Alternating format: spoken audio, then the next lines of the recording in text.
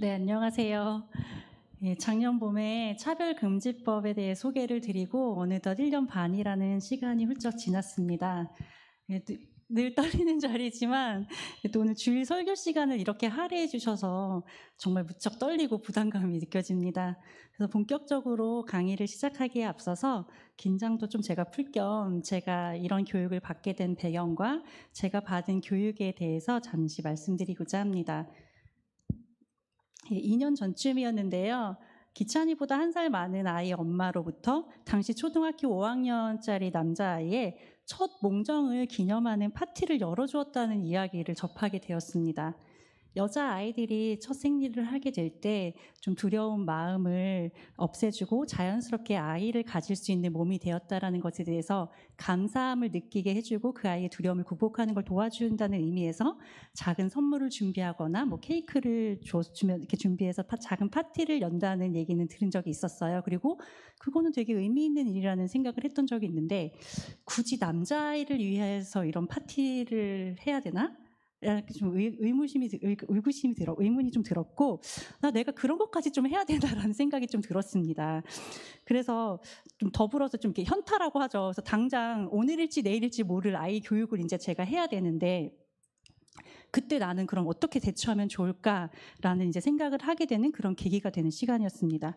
그래서 가장 먼저 제 머릿속에 떠올랐던 거는 이분 아시죠? 기억하시는 분들 많으실 텐데 2000년대 초반에 우리나라 성교육에 아주 한 획을 그으신 분이에요. 그래서 아침마당에도 나오고 뭐 토크쇼에도 나오고 해서 뭐 우리들의 아름다운 우리들의 성 뭐 이런 얘기를 하시면서 아우성이라는 주제로 되게 강연을 많이 하셨어요. 그때 이분이 뭐라고 하셨냐면은 아들이 만약에 자위행위하는 것을 목격했을 때 들어가서 등짝을 때리면서 욕을 하면 절대 안 된다. 대신 이 아이가 이거는 정말 어떻게 해결할 수 없는 자연스러운 욕구이기 때문에 그리고 그 아이를 되게 이렇게 잘 성장하고 있구나라고 생각을 하면서 흐뭇한 마음으로 그 아들의 방에 휴지를 넣어주라는 그런 얘기를 하셨었어요.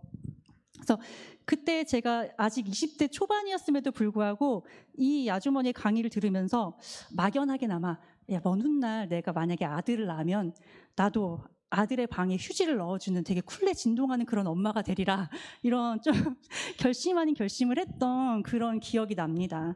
그런데 막상 아들이 자라면서 이 아이를 교육해야 되는 입장이 되고 보니 정말 이게 맞는 방법일까?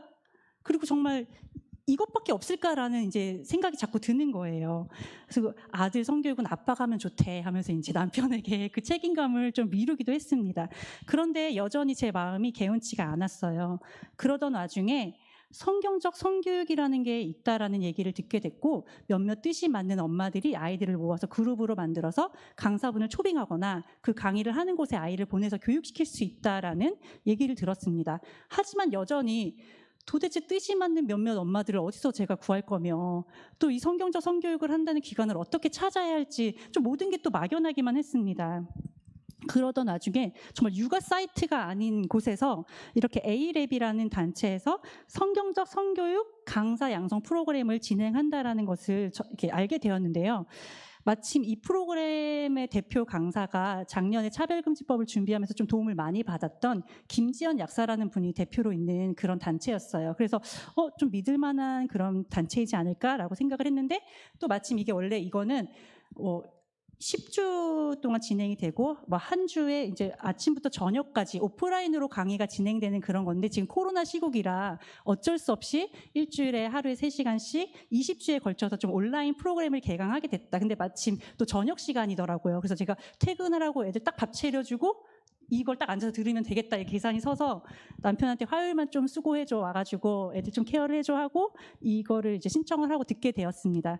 그리고 목사님하고 대화 중에 제가 이런 프로그램이 있어서 신청을 하게 됐어요. 사실 그때는 이게 또 제가 또 의구심이 들잖아요. 이게 좀 제대로 된 성경적인 건지, 그래서 약간 도움을 구하고 이거 들어도 되는지 약간 그렇게 말씀을 여쭤봤는데, 너무 좋은 프로그램 같다고 하시면서 이걸 혼자만 알지 말고 잘 배워서 성도들한테 좀 나누면 어떻겠냐라고 하시면서 강의비를 지원해 주셨어요. 그래서 오늘 이 시간이 마련되었습니다. 그래서 이렇게 지원해 주신 덕분에 제가 이렇게 20주간의 긴 그 가정을 잘 마쳤고 이렇게 수료증도 받게 되었습니다. 네, 다소 장황하게 이런 히스토리를 말씀드리는 이유는 하나님께서 우리의 그 작은 필요와 바람에 따라서 얼마나 세밀하게 역사해 주시는지를 좀 이렇게 나누고 싶어서 이랬습니다. 아이에게 올바른 가치관을 좀 심어주고 싶었던 개인적인 바람이 있었지만 사실 저는 성경적인 성교육이라는 것 자체를 몰랐던 사람이잖아요. 그런데 저에게 우연한 기회들처럼 보이는 그런 상황 속에서 곳곳의 사람들과 그 상황을 통해서 그 길을 안내하셨고 지금 이렇게 교회에서 성도들 앞에서 이렇게 이걸 전할 수 있도록 이 자리에 서게 하셨다는 게 저에게는 되게 개인적으로 너무 놀랍고 감사하기만 합니다. 그리고 지금 제가 전하는 이 내용들이 지금 이 교회에서 자라나는 너무 어린 영혼들이 많잖아요. 저희가 그 아이들에게 꼭 필요한 내용이기 때문에 저에게 부족한 저에게 이 자리에게 세워주신 거라고 이렇게 생각을 합니다. 그래서 정말 주일 설교 시간을 이렇게 할애해 주시는 게 진짜 쉬운 일이 아닌데 네, 이렇게 자리를 마련해 주시는 게 목사님과 또 장로님들께 또 이 자리를 빌어서 또 감사를 드립니다. 네, 그러면은 글로벌 성역력에 맞서는 성경적 가치관 정립이라는 조금 무거운 주제이지만 이 주제로 본격적인 강의를 시작해 보도록 하겠습니다. 예, 이번 도쿄올림픽 때 좀 이슈가 됐던 건데 다 기억하실지 모르겠어요. 이 사람이 트랜스젠더예요. 그래서 원래 남성 역도 선수였는데 그때는 별 볼 일이 없는 선수였는데 여성으로 선행 전환을 하고 나서 되게 우수한 성적을 거둔 거예요. 그래서 이 선수가 올림픽에 출전해도 되느냐 마느냐 이게 공평성의 문제잖아요. 그래서 되게 논란이 됐는데 이렇게 큰 영향력이 있는 국제 대회에서 이걸 허락해 준 거예요. 그래서 이 사람이 지금 여자 선수들과 같이 동일선상에서 역도를 드는 이걸 겨루고 있는 겁니다.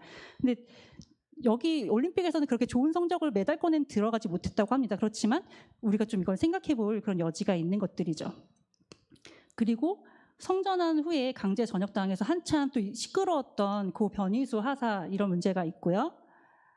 뭐 다큐멘터리 KBS는 공영방송이잖아요. 그런데 이런 데서 빛은 무지개라는 동성애자 관련 방송을 지난 봄에 진행을 했습니다. 그래서 이것 때문에 되게 많이 데모를 하고 이런 거 방송하지 말아라 공영방송에서 그렇게 투쟁을 했음에도 불구하고 결국은 방영을 했다고 해요. 그리고 또 최근의 일이죠. 치마 입은 남성이 여자 화장실에 들어왔던 사건이 있었습니다. 그런데 이런 것들이 계속 사실 우리는 관심 없잖아요. 이런 사람들에 대해서. 그런데 자꾸 이런 거를 기사로 내보내는 거예요. 그러면 사람들한테 자꾸 논란의 여지를 주는 겁니다. 그러면서 하는 얘기가 뭐냐면 성소수자들이 갈 데가 없다. 그러니까 이 사람들을 위한 모두를 위한 화장실을 만들어야 된다라고 말을 한 겁니다. 근데 사실 여성인 저는 이거 되게 두렵거든요. 남자랑 같이 화장실을 써야 된다는 게 이거 사건도 있었잖아요. 강남역 살인 사건. 그래서 되게 두려운 일인데 이런 것들을 지금 조장을 한다는 거죠. 언론들을 통해서.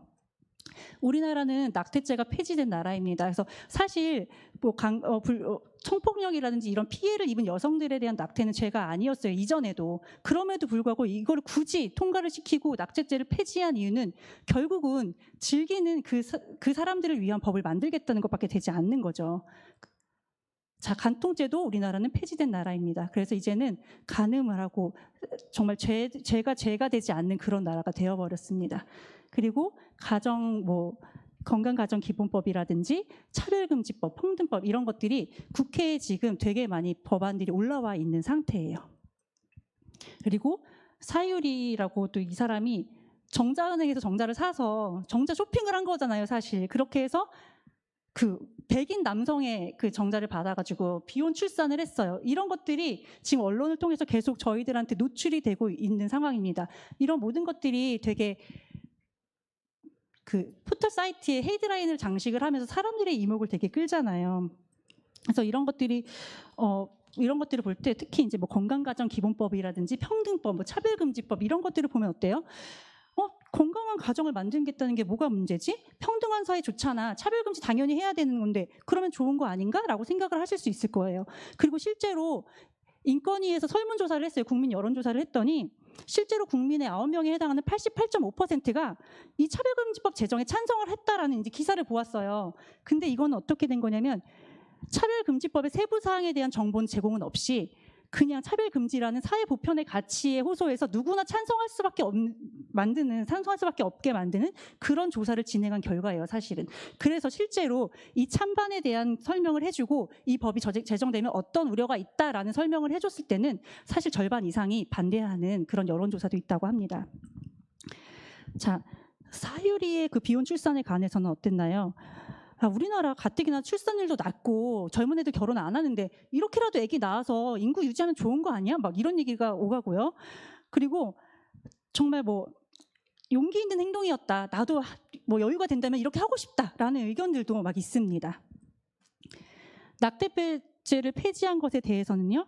여성의 인권을 보호받게 되었다고 정말 축제가 열렸어요. 여성의 몸의 주인은 여성이라면서요.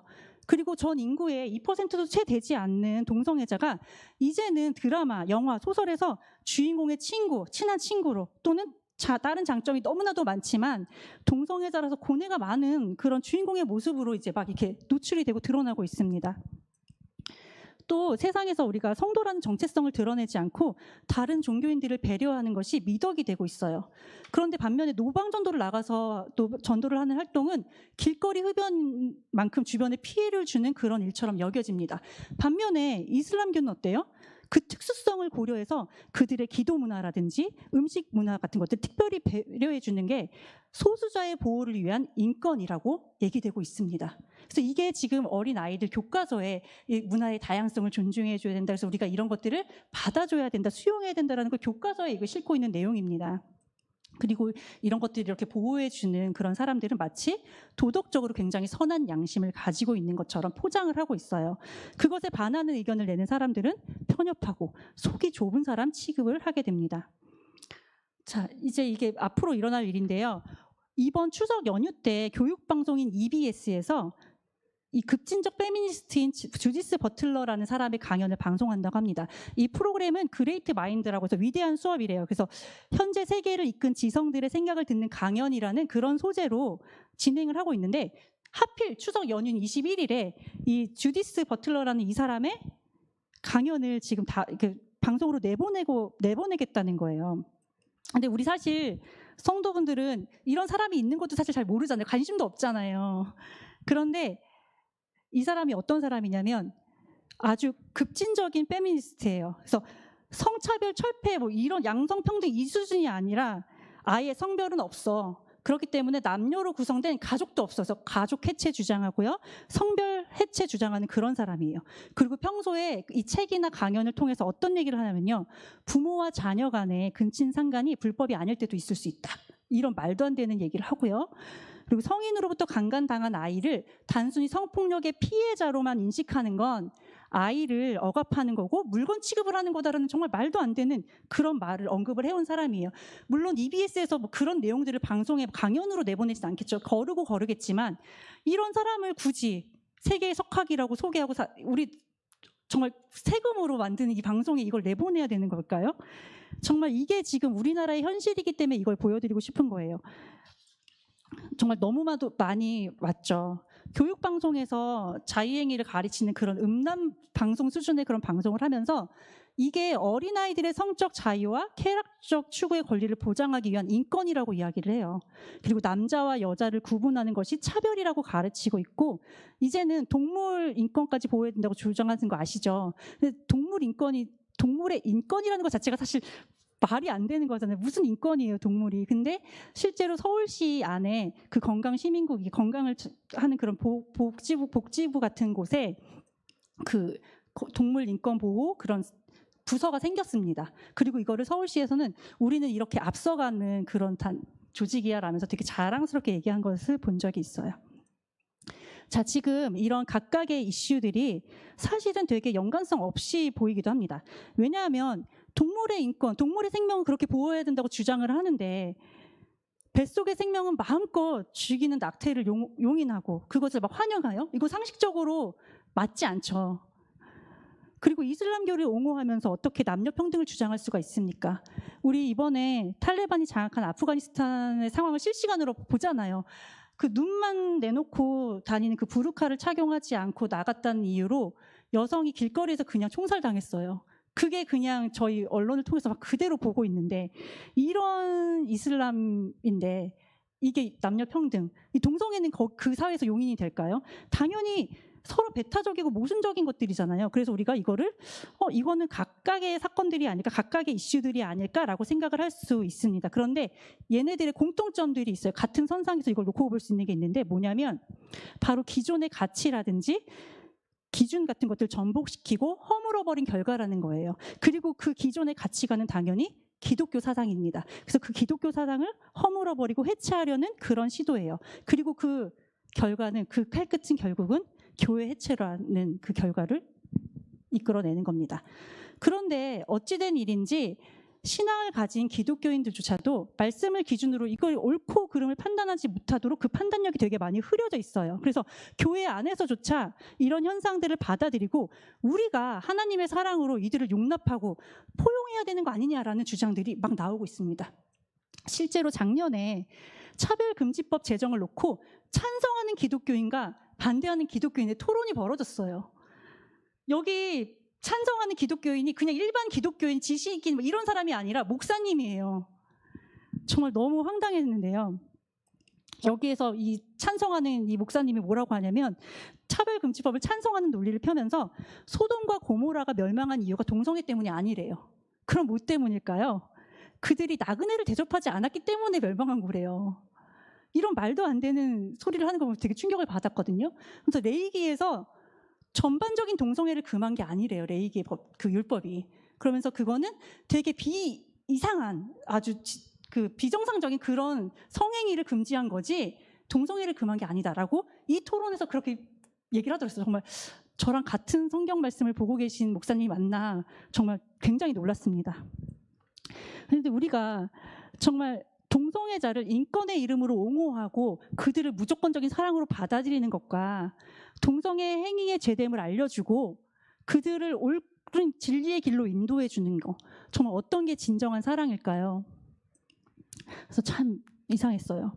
네, 그런데 이렇게 여전히 말씀에 근거해서 하나님이 정하신 죄는 죄입니다라고 말하는 성도들을 이제는 저 근본주의자들, 지나친 금욕주의자야, 내지는 꼰대, 이렇게 비판하고 조롱하는 그런 시대가 오늘날의 시대라는 거예요. 자, 이렇게 볼 때 지금은 정말 마지막 때임이 분명합니다. 모든 가치관들이 지금 막 무너지고 있어요. 그리고 자유랑 인권이라는 말만 들어가면 모든 게 다 허용이 돼버려요. 모든 걸 다 용납해 줘야 돼요. 그래서 그 자유와 인권 때문에 우리가 참된 진리를 마음껏 전할 수 없는 그런 시대가 되어버렸습니다. 자, 같이 한번 말씀을 읽어볼까요? 예수께서 이르시되 내가 곧 길이요 진리요 생명이니 나로 말미암지 않고는 아버지께로 올 자가 없느니라. 네, 아멘. 자, 성경은 이렇게 예수님만이 구원의 유일한 길이다라고 명확한 진리의 기준을 제시하고 있습니다. 그런데 어때요? 이런 말은 믿지 않는 비기독교인들이 듣기에는 되게 거북한 말이에요. 그래서 이제는 이 말을 대중 앞에서 나가서 함부로 얘기할 수 없어요. 그리고 가급적 좀 삼가야 되는 말이 되어버렸습니다. 그리고 이제는 한 걸음 더 나아가서 이거를 경찰인 공권력으로 제재할 수 있는 그런 법을 만들자는 게 바로 우리가 지금 처한 현실입니다. 다행히 아까도 말씀드렸지만 우리나라는 이런 법안들이 국회에 여러 차례 발의되었고 또 지금도 21대 국회에도 여러 개의 법안들이 지금 올라가 있어요. 발의는 되어 있어요. 그리고 매번 저한테 막 문자가 와요. 지금 모여가지고 이거 통과시킨대요. 빨리 기도해 주세요. 반대하는 의견 내주세요. 막 이런 문자가 엄청 많이 오거든요. 그럼에도 불구하고 아직 반대하고 또 기도하는 분들의 힘 덕분에 아직 통과가 되지는 못하고 있습니다. 그런데 그 압력과 물살이 점점 더 거세지고 더 자주 온다라는 거예요. 이번에 아프가니스탄 난민 사태 때도 보세요. 너네 대한민국 왜 난민 안 받아들여? 사회적으로 지위가 있고 국제사회에서 이제 이런 정도의 영향을 끼치면 이런 걸 해야지. 정치적으로 올바른 일들을 해야지. 왜 안 해? 이렇게 압박이 있었잖아요. 그것과 마찬가지로 야, 한국 너네 왜 소수자들 안 받아들여? 왜 동성애 인정 안 해? 왜 차별금지법 제정 안 해? 라는 국제적인 압박이 지금 엄청나게 있다라는 겁니다. 그리고 우리나라 또 지식인들, 소위 말하는 전문가분들 어때요? 글로벌 스탠다드 되게 좋아하시죠. 그래서 선진국에서 했는데 우리나라 아직 미개하게 그걸 못했어 이러면서 되게 이거를 주장을 하시잖아요.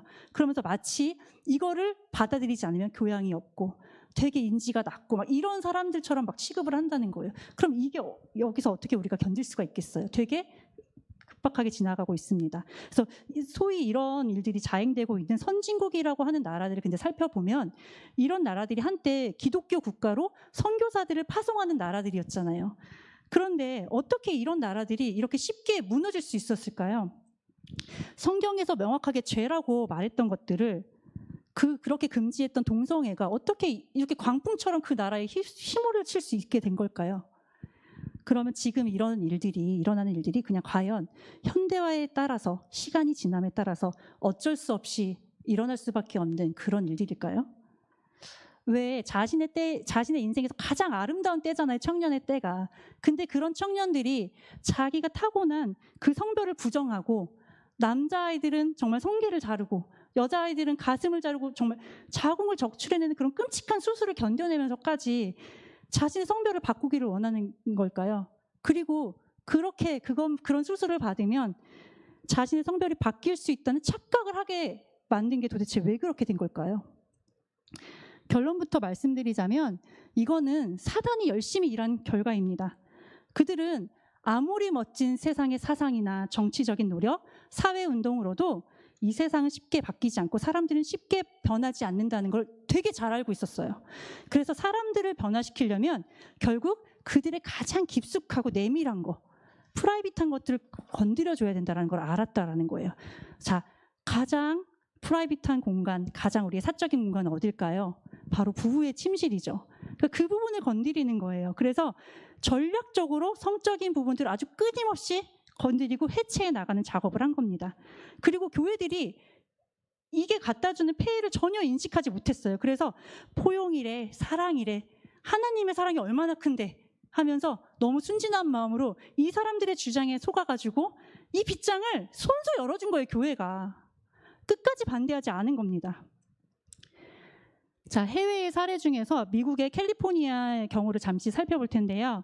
2016년도에 캘리포니아의 주법으로 가주 청소년 건강 법안이라는 것이 제정이 되었다고 합니다.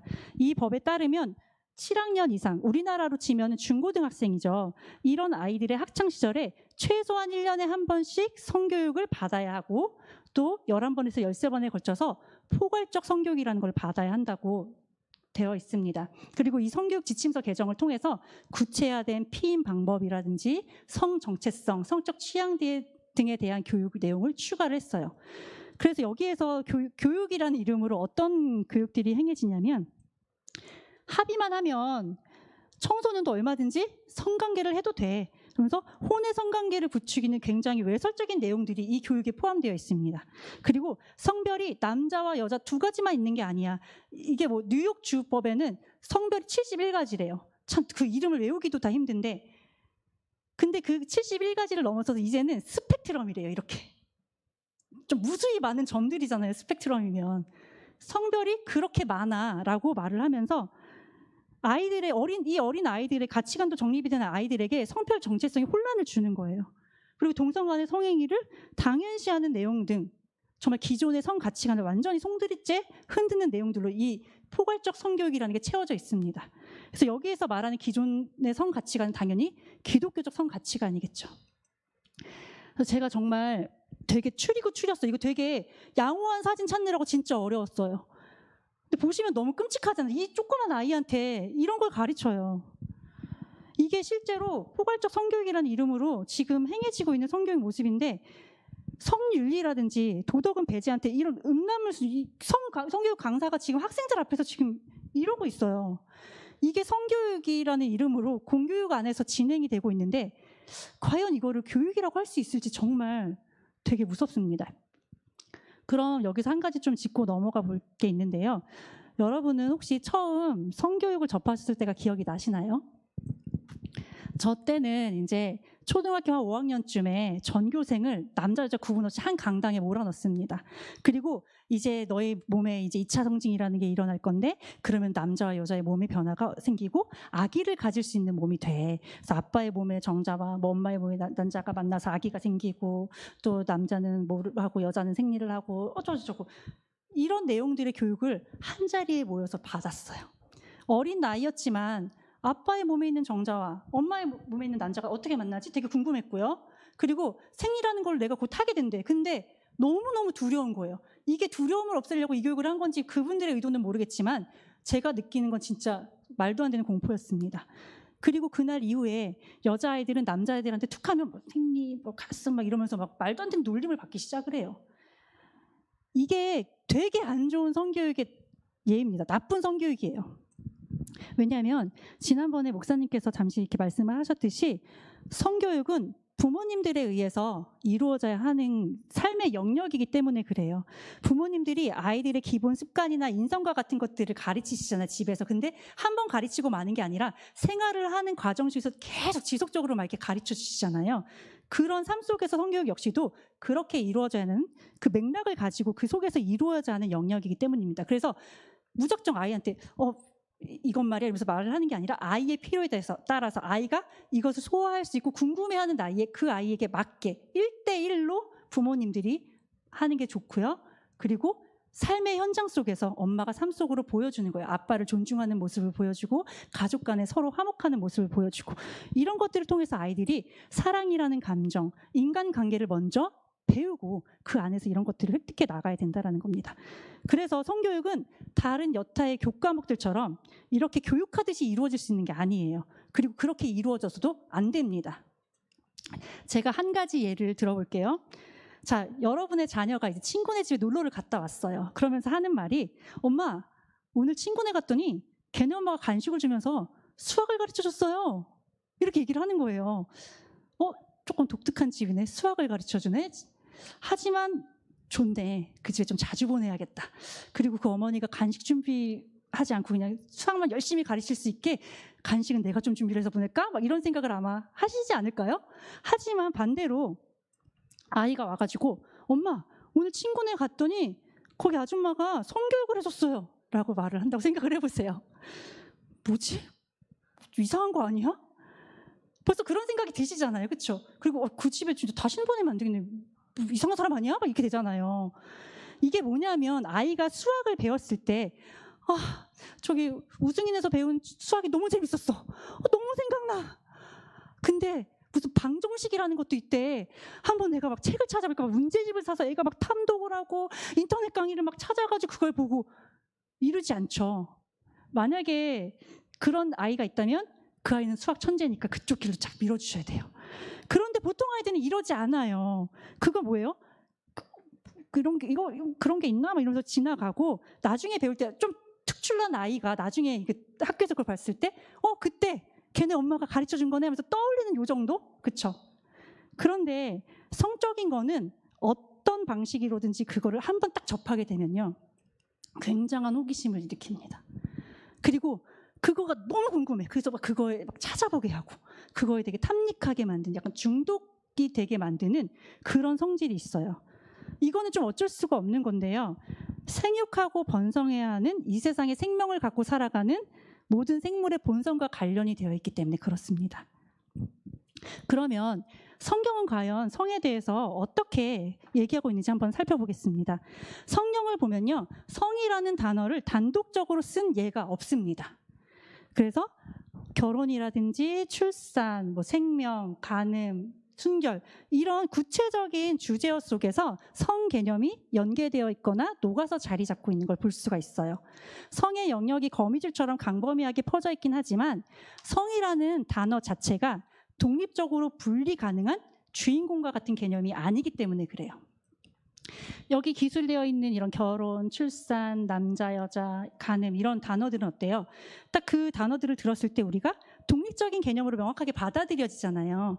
그런데 성이라는 단어는 그렇지가 않다는 거예요. 이게 추상적이기 때문이다? 아니요. 사랑이라는 단어 생각해 보세요. 행복, 우리 거룩 이런 것도 생각할 때 되게 구체적으로 그 의미가 떠오르잖아요. 그런데 성은 단순히 추상적이어서가 그런 게 아니라 도식화하기에는 무리수가 있는 말이기 때문에 그래요.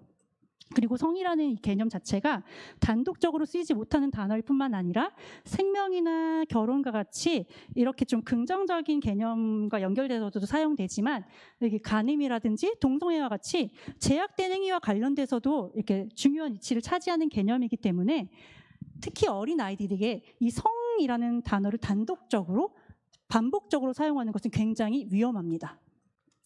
생활의 모든 것을 성과 연결시켜서 생각하게 되는 부작용을 유발할 수가 있기 때문에 매우 주의해서 사용해야 돼요. 그래서 저희가 이제 어린아이들을 교육할 때는 성교육이란 말도 쓰지 말아라. 그냥 가치관 교육이라고 해라. 이렇게 교육을 받았거든요. 그것처럼 근데 대부분의 성교육을 한번 생각을 해보세요. 딱 성교육 강사가 학교에 가서 얘들아 성이 뭐라고 생각하니? 이걸로 시작을 하거든요. 내지는 성이란 무엇인가 하면서 개념 정리부터 막 들어가요. 그런데 이렇게 단독적인 성을 앞세워서 개념하고 객관적인 지식을 좀 건조하게 드라이하게 전한다고 하더라고요. 그렇게 전한다는 취지 아래 아까 말씀드렸던 사랑이라든지 인간관계에서 맺어지는 그런 친밀한 관계들은 모두 다 배제한 채 오직 생식기 위주로 막 성교육이 진행된다는 거예요. 그런데 이런 교육을 받은 아이들은 당연히 조기 성애아라는 걸 겪게 됩니다. 성애아라는 걸 좀 개념을 자세히 좀 쉽게 설명을 드리면 모든 것들을 성하고 연결시키는 거예요. 그래서 대표적으로 우리가 프로이트라는 그 정신의학자 생각을 해볼 수가 있는데요. 이 정신과적인 문제의 모든 근원은 성적인 욕망을 억압하는 데서 오는 거다라고 이 사람이 주장을 했잖아요. 그리고 모든 문제를 성적으로 풀어냈던 그런 학자였어요. 이렇게 성애아의 가장 큰 특징은 인간을 성적 욕망의 대상으로만 보게 만든다는 점이에요. 그래서 되게 도구화시키고 유물론적인 그런 관점이라고 할 수 있습니다. 그래서 작년 봄에 정말 우리 사회를 뜨겁게 달구었던 그 N번방 사태, 그리고 그에 앞서서 남자 아이돌, 연예인들이 되게 많이 연루되어 있었던 버니썬 사태, 이런 것들 있잖아요. 그래서 사회적으로 볼 때 정말 상상을 초월하는 그런 성적인 관련 그런 사건들이 이런 것들과 전혀 무관하지 않다라는 거예요. 이렇게 성적인 쾌락 그리고 방종한 성문화를 일반화하는 성교육을 받은 아이들은 그 나이에 당연히 배우고 성장시켜야 될 부분들을 상당 부분 놓치게 됩니다. 그래서 어린 아이들에게 행해지는 이러한 성교육들이 지금 우리를 둘러싸고 있는 되게 선정적이고 외설적인 그런 성적인 문화의 기류들이 옳다고 말하는 것에 마치 쐐기를 박아주는 것과 같은 역할을 하는 거예요. 그래서 이미 법과 제도로 이 모든 것들을 허용해버린 선진국들은 여기서 발생하는 폐해들이 너무나도 심각하다는 거예요. 그래서 이제는 다시 백하고 싶은 거예요, 이거를. 근데 이미 법으로 제정이 되고 나면요, 이걸 되돌리는 일은 정말 너무나도 힘들다는 거예요. 그런데 우리나라는 그럼 이런 법이 아직 통과되지 않았으니까 괜찮나? 하지만 이미 우리나라 역시도 교육이라든지 문화 전반을 이런 사상들이 이미 잠식하고 있다는 거예요. 아직 법만 제정되지 않은 것뿐이에요, 진짜. 그래서 지금은 힘겹게 이런 차별금지법과 같은 법의 제정을 막아내고는 있지만 언제 그 빗장이 정말 풀려버릴지 모르는 아슬아슬한 시대를 살아가고 있어요. 그래서 차별금지법, 동성애 차별 이런 걸 토론하는 장면을 봤는데 거기에서 이제 이걸 반대하는 입장의 변호사가 되게 이거는 왜 안 되고 막 논리를 세웠어요. 그랬더니 마지막에 그 반대 진영에 있던 사람이 뭐라고 한지 알아요? 자, 10년 후에도 그럴지 봅시다. 그래서 그 토론회가 끝났어요. 그러니까 이게 그만큼 사람들에게 엄청 빠른 속도로 잠식되어 가고 있고 이제 우리가 곧 승리할 거야 라는 자신감이 있는 거죠, 그들은. 어쩌면 여기에 계신 성도분들은 그래도 우리가 믿음의 자리에서 이 믿음을 지키면서 살아가면 우린 좀 안전하지 않을까라고 생각하실지도 모르겠어요. 그러나 우리가 괜찮을 거라고 안일하게 생각하고 그냥 지나치고 있는 사이에 우리 아이들은 교과서를 통해서 또 그 아이들의 손에 쥐어진 그 스마트폰을 통해서 다양하고 폭넓은 방식으로 이런 세상의 풍조를 여과 없이 그대로 받아들이고 있을 거라는 게 가장 큰 문제죠. 자, 중학생의 교과서의 내용이에요. 여기 3번 문제 보시면 땡땡땡이란 자기 의지와 판단에 따라 성행동을 결정하고 그 결과도 책임질 권리이다. 스스로 정리하기 나와 있어요. 이 답이 뭐냐면 성적 자기결정권이에요. 즉 섹스할 권리입니다. 이게 지금 우리나라 교과서에 있는 거예요. 그것도 2015년에. 자, 이런 교육을 받은 결과예요. 아이들이 수업 시간에 쓴 거예요. 막 수업을 듣지 않을 권리, 가출할 권리, 섹스할 권리. 이거 애들이 쓴 거예요. 그리고 이 어린 여자아이들이 거리에 나와서 학생 인권 조례, 학생의 권리를 막 주장하면서 이런 피켓을 들고 나와서 지금 막 주장을 하고 있어요.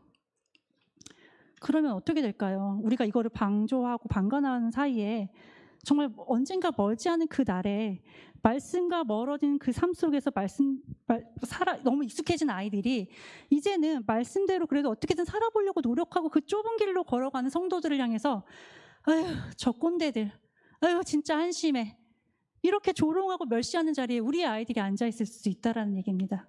되게 두려운 마음으로 이 사태를 보시고 아이들을 어떻게 세우실 것인지, 또 내 자신은 이 기류에 휩쓸리지 않고 어떻게 설 수 있을 것인지 되게 많이 고민을 하시고 기도를 하셔야 할 것 같아요.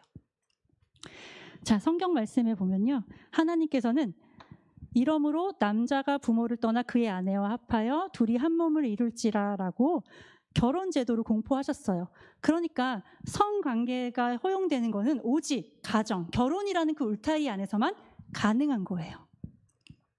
그리고 우리나라 헌법에서도 혼인과 가족 생활은 개인의 존엄과 양성의 평등을 기초로 성립되고 유지되어야 하며 국가는 이를 보장한다라고 되어 있습니다. 여기서 양성평등이라고 있죠. 그래서 결혼이라는 게 한 남자와 한 여자의 결합이고 국가가 이거를 유일한 부부의 형태로 인정해 준다라는 뜻이에요. 자, 하나님께서는 남자와 여자를 손수 지으셨어요. 그리고 이들에게 땅을 정복하라라는 명령을 내려주셨습니다. 물론 우리는 너무나도 연약한 존재들이죠. 그래서 하나님이 명하신 모든 것들에 다 무조건적인 순종을 하면서 그렇게 살지는 못하는 존재들입니다. 그래서 때로는 죄를 짓고 넘어지기도 하죠. 그렇지만 하나님 앞에서 죄를 회개하고 그분의 선하심에 의지해서 용서를 구하는 것이 성도로서 취해야 할 자세일 거예요. 그런데 지금 세상은 오히려 부부가 아닌 관계 속에서 일어나는 간음이 죄가 아니고 오히려 자기 성적 결정권이라는 이름으로 포장해서 아예 이걸 법으로 보장해주고 더 나아가서 이걸 어릴 때부터 가르치고 세뇌시키자, 이렇게 말하고 있어요.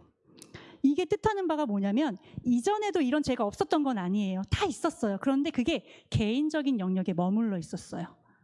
그런데 이거를 집단적인 간음의 길로 지금 그 문을 활짝 열어버리는 거예요. 하나님이 주신 가이드라인 자체를 허물어 버리는 겁니다. 그래서 지금 세상은 성경적 가치관을 뒤엎어버렸어요. 그래서 허황된 인권 만능주의라는 아주 크고 넓은 길을 향해서 정신없이 달려나가고 있습니다. 동성애, 성별 교체, 성매매, 이게 죄가 아니라고 합니다. 오로지 개인적인 성적 결정권이라고 주장을 해요. 그래서 이런 반성경적이고 반인륜적인 악행이 이제는 더 이상 죄가 아니게 하기 위해서 또 누구든지 양심의 가책 없이 거리낌 없이 이거를 즐길 수 있게 보장해주기 위해서 법과 제도도 막 뜯어고치는 지경에 이르는 거예요. 성경이 명확하게 죄라고 명시했던 그 모든 간음들이 이제는 사랑으로 미화되고 있어요. 그리고 진정한 사랑은 악이든 선이든 상관없어. 그냥 다 포용하고 다 감싸줘야 돼. 이런 분별력 없는 그런 사상을 어린 아이들에게 지금 심어주고 그 아이들을 미혹하고 있는 거예요. 자, 자유라는 이름으로 하나님이, 그 자유의지를 하나님이 주신 거잖아요. 그런데 그 참된 자유를 파괴하고 있는 거예요. 그리고 사랑이라는 이름으로 하나님이 허락하신 그 거룩하고 참된 사랑을 지금 무너뜨리고 있는 일들이 세계 도처에서 벌어지고 있습니다. 마지막 때에 악한 영들이 빛의 자녀들을 실족해 하려고 사용하는 도구가 바로 이 글로벌 성혁명이라는 겁니다. 그래서 우리가 이런 거를 좀 직시를 하셔야 돼요. 그런데 우리 성경에는 이 불의한 세계에 맞서는 그런 정반대의 메시지를 전해주고 있습니다. 자, 같이 한번 읽어보겠습니다. 사랑은 불의를 기뻐하지 아니하며 진리와 함께 기뻐하고, 네, 불의를 기뻐하는 것이 사랑이라고 이 세상은 끊임없이 속삭이고 이야기를 합니다. 그런데 그런 세상에 맞서서 우리는 하나님의 이 말씀에 기반한 그런 성 가치관을 제대로 정립을 해야 되고, 이성교제나 결혼, 또 출산, 임신, 생명과 가족과 같이 이른바 성 가치관이 개입하는 모든 것들에 대해서 성경적인 그 기준에 입각해서 나 자신을 세우는 동시에 우리 자녀들에게 가르치고 그들을 양육해야 할 책무가 우리 안에 있습니다. 네, 앞으로 이제 저는 2달에 한 번이면 좋겠고 목사님은 한 달에 한 번이라고 하시는데, 예, 이렇게 한 달에 한 번 정도씩 지금까지 이렇게 언급했던 주제들을 하나하나 좀 살펴보면서 어떤 것이 선이고 어떤 것이 악인지 우리 말씀의 근거에서 조금 알아보려고 합니다. 아직 우리나라는 차별금지법이 통과되지 않은 나라입니다. 그래서 우리한테는 아직 기회가 있습니다. 그래서 영적으로 가장 어두운 이때에 진리와 함께 기뻐하시는 참된 그 사랑의 삶을 살아가기 위해서 노력하시는 저와 여러분이 되기를 간절히 소망합니다. 네, 감사합니다. 기도하고 마치겠습니다. 사랑이 충만하신 하나님 아버지, 아버지가 죄라고 말씀하신 것들을 인간이 마음대로 죄가 아니라고 말하는 시대가 되었습니다.